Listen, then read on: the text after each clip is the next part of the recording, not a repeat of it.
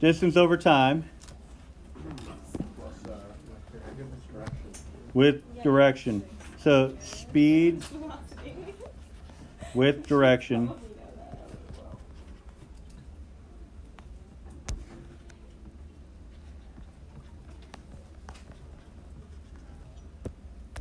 All right. Speed with direction, but speed itself we define as the distance traveled per unit of time. All right, so distance over time.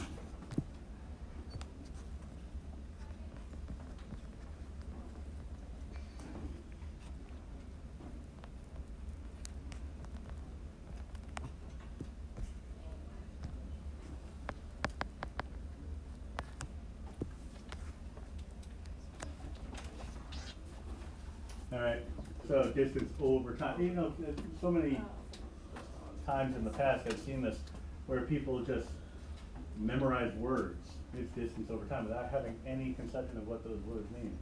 And that's kind of a problem, right? So what does over mean? Well, over in this case is a form of division.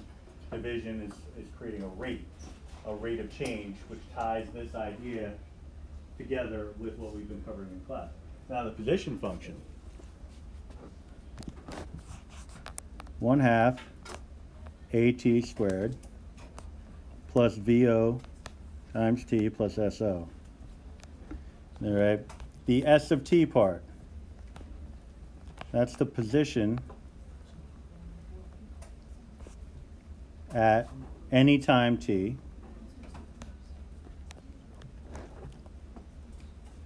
Position at any time T. All right. So I've definitely indirectly defined what T stands for, but I don't think you need me to, because that should have been obvious.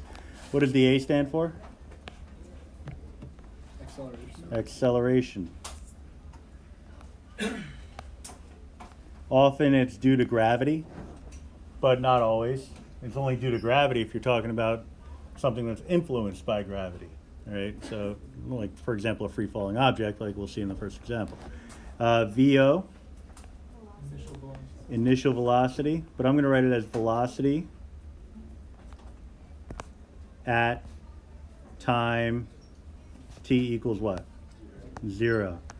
That's what defines it as initial, all right, when no time has elapsed. All right, so then what does SO stand for? Distance or position, we'll say position.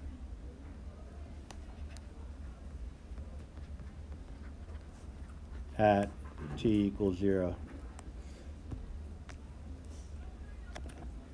All right, that's what the 0, I mean, we say V sub O, S sub O, things like that, but it's really sub 0, all right? But that sounds like it's something else, so tend to stay away from that. All right, the first example, a ball is dropped from a height of 100 feet. Its height in feet, t seconds later, is given by the function S of t equals this. All right, what is the average velocity of the ball between 1 and 2 seconds? All right, now, it's more about the process than the answer, really, although I'm about to show you a process that'll give you the answer without you really doing much of anything. When we talk about average, specifically average velocity, that velocity represents a rate. An average rate of change, we've learned throughout this unit, is also known as the slope of the secant.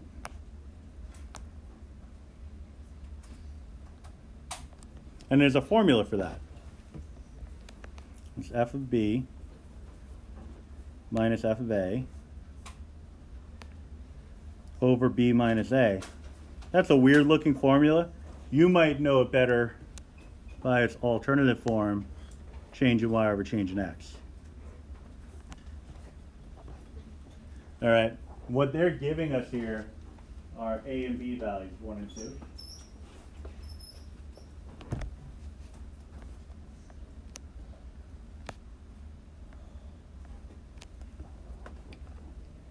So they're telling us what the denominator is going to be.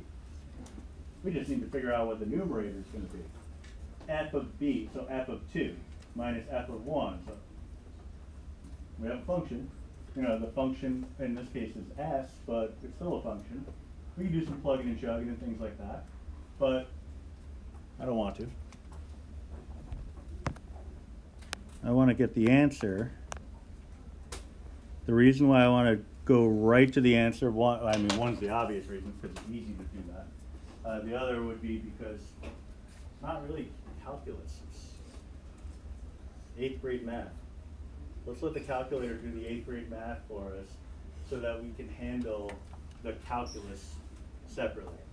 So it's kind of like, just think of the calculator as an office assistant. You're the boss.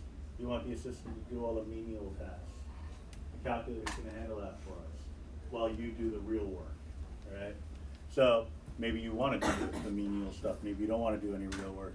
That seems to be the case in some situations. But the calculator program average rate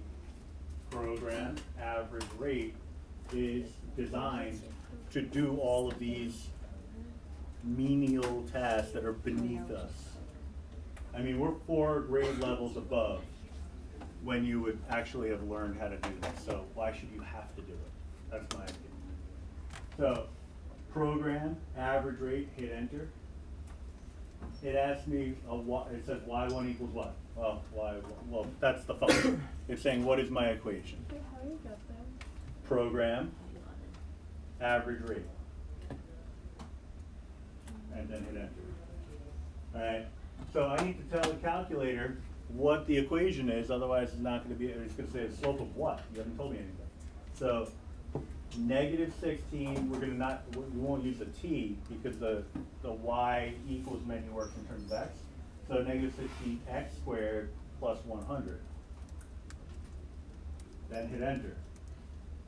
It asks you for the a value, 1. It asks you for the b value, 2. It doesn't ask you for anything else because it's doing the work for you.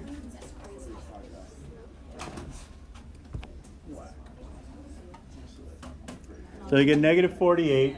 The units, again, distance over time. The distance would be feet.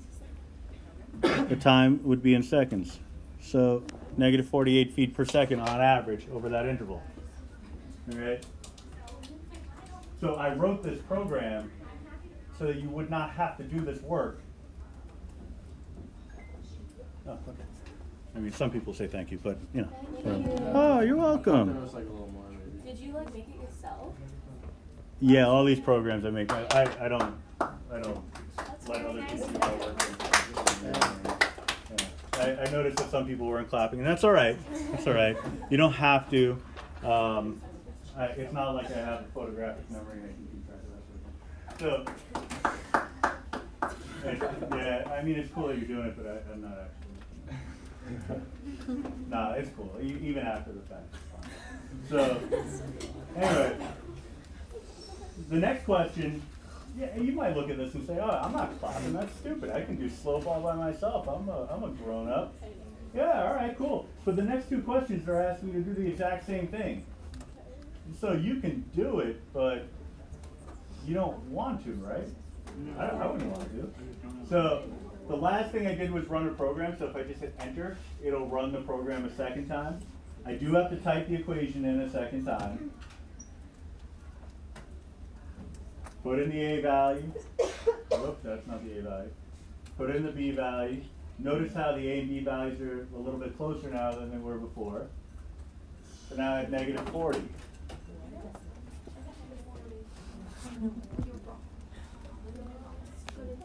-40 feet per second. The one after that is asking us for an even shorter interval between the 2 points. So our secant, the 2 points that make up our secant are getting closer and closer together. So our secant is becoming a what? Tangent. A tangent. It's kind of the point behind this whole unit, right? So -16x squared plus 100, 1.1, you get -33.6.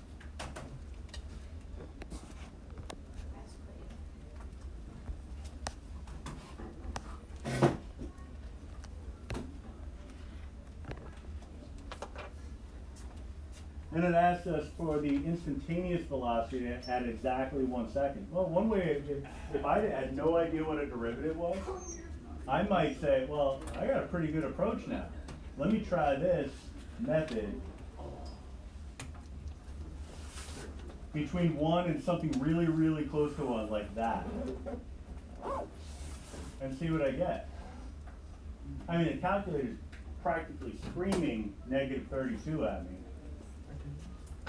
So that's what I suspect it would be on an instantaneous level, but we have derivatives. What is the derivative of -16x squared plus 100?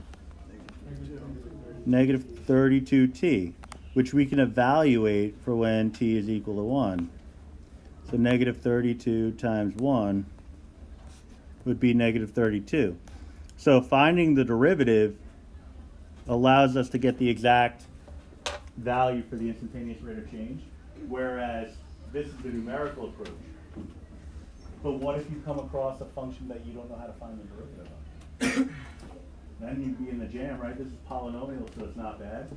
But if I gave you some monstrous trig function and you didn't know how to find the derivative, well, now you have a technique that will allow you to find the derivative, right? Assuming that you didn't also know how to use the derivative function that's built into your calculator, which you probably should know. I was just going to say, so it's completely valid to put on a test like I just used my calculator for this part. Yeah, generally on any test there's one, maybe two situations where I say you must do it by hand. Everything else is fair game to use a calculator. I'm not the kind of person that would give you all these programs and then tell you you couldn't use them. All right, so that's something important that you need to understand. Yeah, so I don't know. I thought it was a nice thing, but then again, I was in your position at one point where anytime I understood something in class, it was because I was a genius, and anytime I didn't understand something, it was because my teacher was a freaking moron. So, like, it was never like I didn't understand it because there was something wrong with me. So, I don't know, but I like to think there's some thing that I did good here. Did I do good? Yes. Yeah. Okay, I did good. All right, so